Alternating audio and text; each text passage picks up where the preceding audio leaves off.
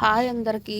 నా స్టైల్‌లో చేపల పులుసు ఎలా వండుకోవాలో చేసి చూపిస్తానండి. ముందుగా 2 కేజీ చేపలను శుభ్రంగా ఉప్పేసి కడుక్కొని పక్కన పెట్టుకున్నానండి. 2, 3 సార్లు కడిగి ముందుగా స్టవ్ వెలిగించి ఒక పెద్ద గిన్నె తీసుకొని ఆ పెద్ద డీషు చేపల కూరకి ఎప్పుడైనా డీష్ కొంచెం పెద్దగా వెడల్పుగా ఉండాలండి. అప్పుడే చేప విరగకుండా ఉంటుంది. దానికి తగినంత నూనె తీసుకుంటున్నాను. చేపల కూరకు ఎప్పుడైనా నూనె ఎక్కువే ఉండాలండి, లేకపోతే నీసు వాసన వస్తుంది. తగినంత నూనె తీసుకొని 2 ఉల్లిపాయలు, 4 పచ్చిమిర్చి కట్ చేసి పెట్టుకున్నాను. అవి దీంట్లో వేసేస్తాను. కట్ చేసిన పచ్చిమిర్చి, ఉల్లిపాయ వేసేసుకొని దోరగా ఎంపుకోవాలి.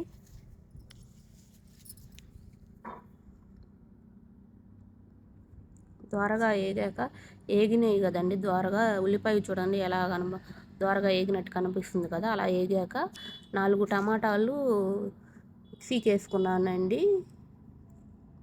టమాటా పేస్ట్ కూడా దాంట్లో వేసేస్తున్నాను. 4 టమాటాలు మిక్సీ పట్టుకుని పేస్ట్ దాంట్లో వేసేసా. ఆ పేస్ట్ కూడా పచ్చివాసన పోయే వరకు ఎంపుకోవాలండి. ఆ టమాటాలో ఉన్న నీరు మొత్తం ఇంకిపోయి ఆయిల్ బయటికి ఇడిచిపెట్టేలాగా ఎంపుకోవాలండి ఆ పేస్ట్ని.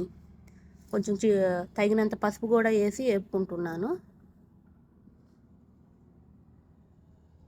అలా 2 నిమిషాలు ఆ పేస్ట్ని కలబెట్టుకుంటూ ఉండి కలుపుతూ మళ్ళీ మాడుతుందండి. మాడకుండా కలుపుకుంటూ ఉండాలి.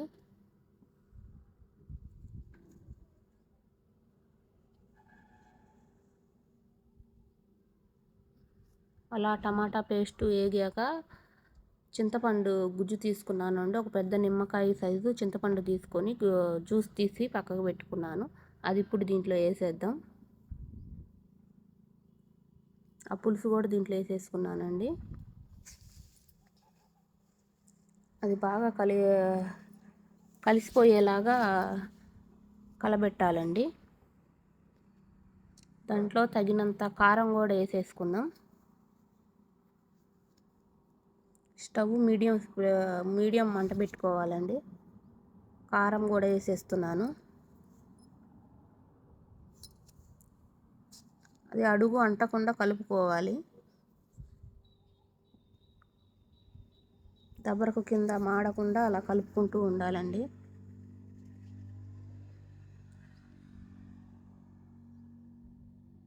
ఆ పులుసు బాగా ఉడకాలండి. ఇట్లా తెరిలినప్పుడు చేపలు వేసుకుందాం. పులుసు బాగా తెరలాలి. ఉడుకుతుంది కదండి అది పులుసు.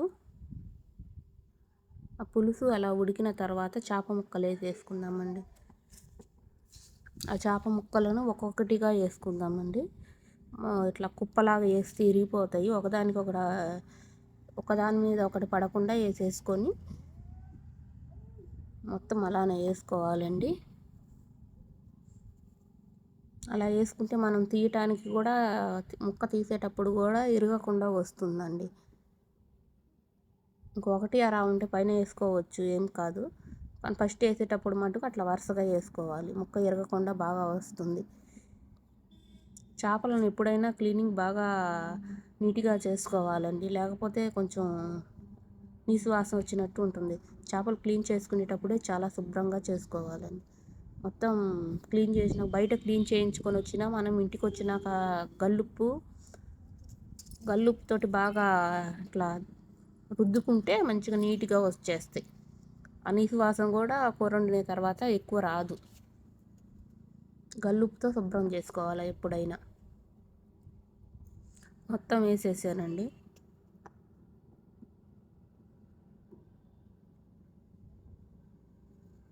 మొత్తం వేసుకున్న తర్వాత ఉప్పు వేస్తున్నాను.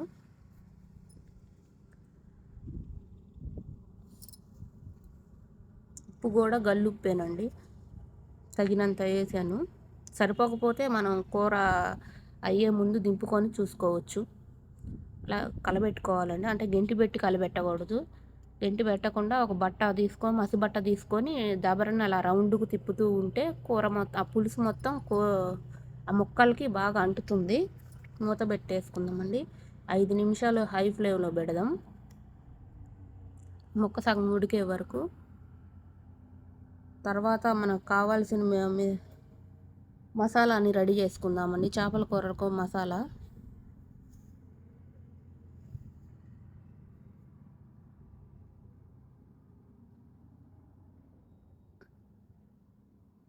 మెంతులను ద్వారగా ఎంపుకోవాలి.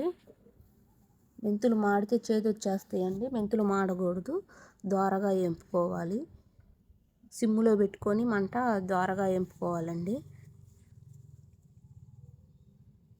మెంతులు ద్వారగా వేపుకొని జీలకర్ర కూడా వేపుకుందాం. సిమ్ములో పెట్టి వేపుకోవాలండి. హై ఫ్లేమ్లో పెట్టామంటే మాడిపోతుంది. వేరే మసాలా ఏమి వేయనండి నేను చేపల్లో, ఇదే వేస్తాను.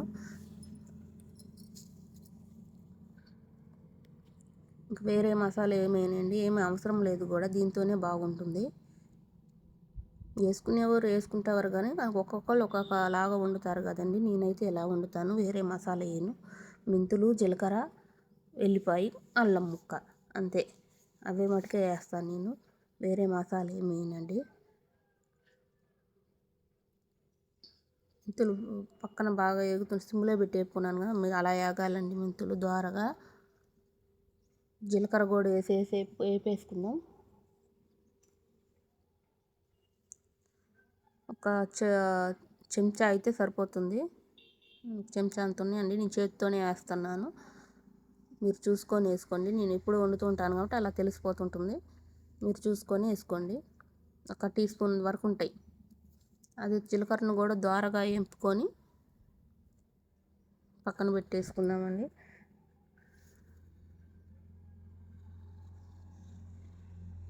ఇప్పుడు ఆ జీలకర్ర, మెంతులు, 2 ఎల్లిపాయలు జీలకర్ర పొడి కొట్టి దాంట్లో ఎల్లిపాయ కూడా వేసి దంచి ముద్దలాగా చేసి పక్కకు పెట్టేసుకుందాం. జీలకర్ర, మెంతులు, ఎల్లిపాయ ముద్ద పక్కకు పెట్టేసుకుందామండి. ఇప్పుడు కూర ఎలా ఉందో చూద్దాం. ఉడుకుతుందండి. మళ్ళీ ఒకసారి అలా బట్ట పట్టుకొని కలబెట్టుకుందాం. గెంటి కూర మొత్తం పూర్తయ్యే వరకు గెంటి మాత్రం పెట్టమాకండి. అలా దబరన ఒకసారి రౌండ్గా తిప్పితే కలిసిపోతుంది. ఉడుకుతుంది కండి. ఇందాక పేస్ట్ చేసి పెట్టుకున్నాను కదండి, చున్నులపాయ, జీలకర్ర, మెంతి పొడి వేసేసానండి. ఆ ఎల్లిపాయ అట్లా ఒక్కలు తొక్కలుగా ఎందుకుందంటే నేను మిక్సీకి వేసుకోనండి, రోట్లోనే దంచుకుంటాను. రోట్లో దంచిన పొడి వేసేసాను. ఒక 5 నిమిషాలు సిమ్ములో పెట్టుకుందామండి. 5 నిమిషాలు సిమ్ములో పెట్టాక తర్వాత చూద్దాం. దగ్గర పడిందండి. మళ్ళీ ఒకసారి తిప్పుకుందాం. అడుగు మాడకుండా ఉంటుంది అలా అండి, అలా చేయటం వల్ల. లేకపోతే కింద అంతా మాడిపోతుంది. సిమ్లో పెట్టేస్తున్నానండి. ఇంకొక 5 నిమిషాలు వదిలేద్దామండి. ఒక 5 నిమిషాలు పెద్ద మంట మీద, ఒక 5 నిమిషాలు సిమ్ములో, ఇంకొక 5 నిమిషాలు ఇంకా చిన్న మంట మీద పెట్టాలండి. మీడియం చిక్కబడిందండి. ఒకసారి ఉప్పు చూసుకుందాం. నాకు ఉప్పు కొంచెం తగ్గినట్టు అనిపిస్తుంది, అందుకే మళ్ళీ వేస్తున్నాను.